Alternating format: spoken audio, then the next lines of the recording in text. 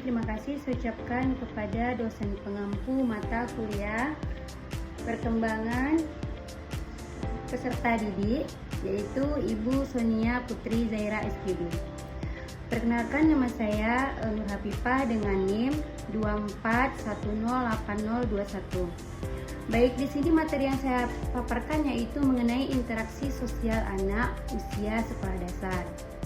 Sebelum saya memasuki materinya, saya akan menjelaskan apa itu definisi interaksi sosial terlebih dahulu.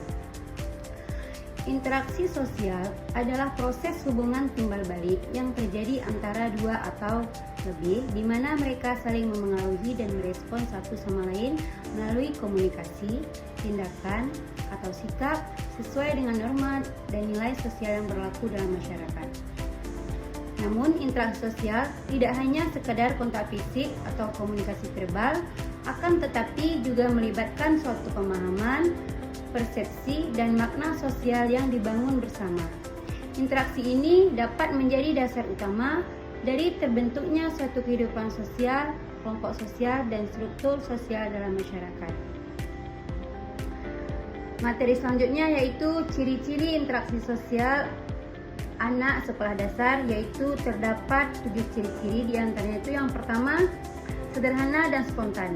Maksud sederhana dan spontan itu adalah anak-anak sekolah dasar itu biasanya melakukan interaksi secara alami dan tanpa perhitungan. Mereka berinteraksi berdasarkan perasaan suka, senang, atau ingin bermain, bukan karena kepentingan tertentu. Contohnya yaitu ketika anak langsung mengajak teman baru bermain tanpa perlu basa-basi. Ciri-ciri yang kedua yaitu didominasi oleh kegiatan bermain, di mana bermain ini merupakan suatu media utama interaksi sosial anak usia sekolah dasar. Melalui bermain, mereka belajar kerjasama, berbagi, bergiliran, dan menyelesaikan konflik. Contoh seperti sedang main petak umpet, permainan kelompok, atau belajar bersama teman. Selanjutnya, emosi masih labil, yaitu anak SD sekarang ini belum sepenuhnya bisa mengontrol emosi. Mereka bisa cepat marah atau menangis jika tidak suka, tetapi juga cepat memaafkan. Contoh, berselisih karena berebut mainan, lalu kembali bermain bersama beberapa menit kemudian.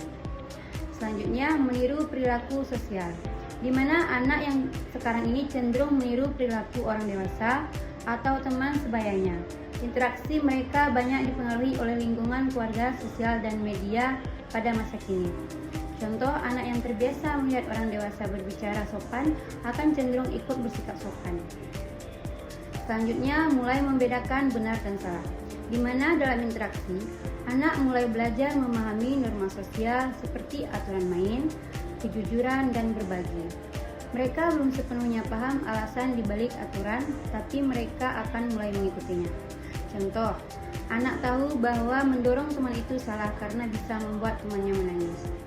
Selanjutnya, membentuk kelompok kecil atau geng main, yaitu pada masa kini seperti yang kita lihat bahwasanya itu anak usia sekolah dasar sudah mulai membentuk kelompok bermain tetap, biasanya berdasarkan kesamaan minat, jenis kelamin, atau kedekatan rumah atau sekolah. Contoh seperti kelompok anak laki-laki yang suka bermain bola atau anak perempuan yang suka main masak-masakan. Dan yang terakhir yaitu butuh pengakuan dan penerimaan sosial, di mana anak sekarang mulai ingin diakui dan diterima oleh teman-temannya. Mereka mulai menunjukkan prestasi berbagai mainan atau mengikuti tren agar bisa diterima dalam kelompok. Contoh, anak membawa mainan baru ke sekolah untuk menarik perhatian temannya.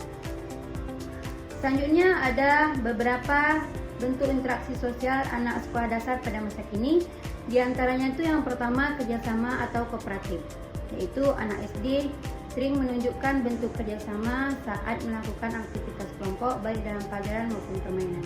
Contoh, mengerjakan tugas kelompok bersama, membentuk tim untuk bermain sepak bola atau drama, gotong royong, dan membersihkan kelas. Selanjutnya, persaingan sehat atau kompetitif, yaitu anak-anak mulai menyukai persaingan dalam hal positif seperti dalam lomba ataupun suatu permainan. Contoh, berlomba siapa yang paling cepat menyelesaikan soal, ikut lomba mewarnai, membaca puisi, atau olahraga. Selanjutnya, pertengkaran atau konflik, di mana karena emosi yang masih belum stabil, anak SD bisa terlibat konflik kecil, biasanya karena perbedaan pendapat atau perbuatan perebutan barang. Contoh, bertengkar karena berebut giliran bermain, marah karena merasa diajak teman, dan tidak mau bekerja sama karena salah paham. Dan yang terakhir, saling menolong.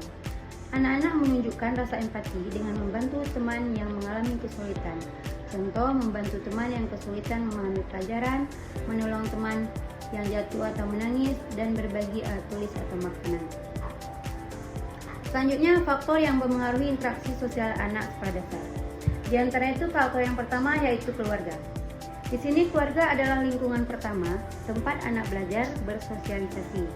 Pola asuh dan sikap orang tua sangat mempengaruhi cara anak berinteraksi, mulai dari pengaruh positif, diantaranya tuh misalnya anak yang dibiasakan bersikap sopan, jujur, dan peduli sejak kecil. Komunikasi terbuka di rumah membuat anak percaya diri.